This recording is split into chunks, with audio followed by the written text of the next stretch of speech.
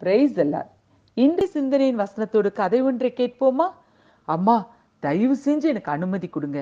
நீங்களும் சின்னதுல இருந்து அந்த கதையை சொல்லி சொல்லி எனக்கும் எப்படியாவது போய் அந்த புதையில எடுக்கணும்னு ஆசை வந்துருச்சு அப்படின்னு அம்மாவோட அனுமதியை வாங்கிக்கிட்டு அந்த 7 மலை, சமுத்திரம், அப்புறம் அந்த தீவு வந்து பார்த்தவனுக்கு தீவுல ஒரே சத்தம்.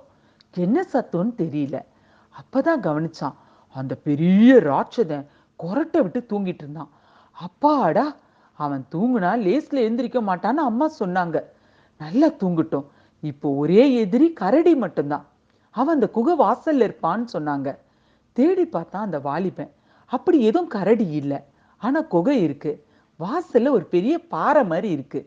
ஆ, அந்த பாறையை நகர்த்திட்டா உள்ள போய் புதையல எடுத்துடலாம்.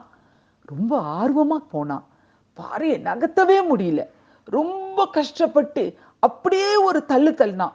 அட கடவுளே, அது பாறை இல்ல, கரடி. அப்புறம் உயிரை கையில பிடிச்சிட்டு ஓடி போனான். அவன் பின்னாடியே கரடியும் ஓடி வந்துச்சு. அவன் இப்படி ஓட கரடி ஓடி போய் அந்த ராட்சதன் மேல விழுந்துருச்சு.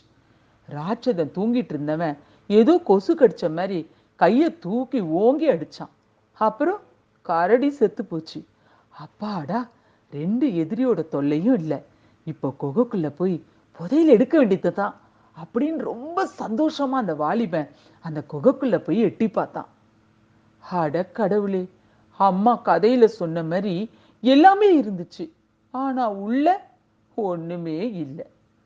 ஆமாங்க, இந்த கதையில வேணா அந்த வாலிபனுக்கு ஒண்ணும் இல்லாம இருக்கலாம், ஆனா வேத வசனம் என்ன சொல்லுதுன்னு பார்க்கலாமா? ஏசாயா 45ஆம் அதிகாரம் 4ஆம் வசனம்.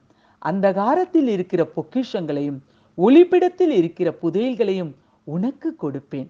ஆமாங்க, நமக்கு கர்த்தராகிய தேவன் பொக்கிஷத்தையும் புதையலையும் தரேன்றாரு. பொக்கிஷம் நம்ம பத்திரமா நமக்கு தெரிஞ்ச இடத்துல சேர்த்து வைக்கிறது. ஆனா புதையல் யாரோ ஒருத்தவங்க சேர்த்து வச்சு நமக்கு கிடைக்கிறது. அப்புறம் என்னங்க, தைரியமா இருங்க, ஆயத்தமாகுங்க, பொக்கிஷத்தையும் புதையலையும் பெற்றுக்கொள்ளும்படி. God bless you all.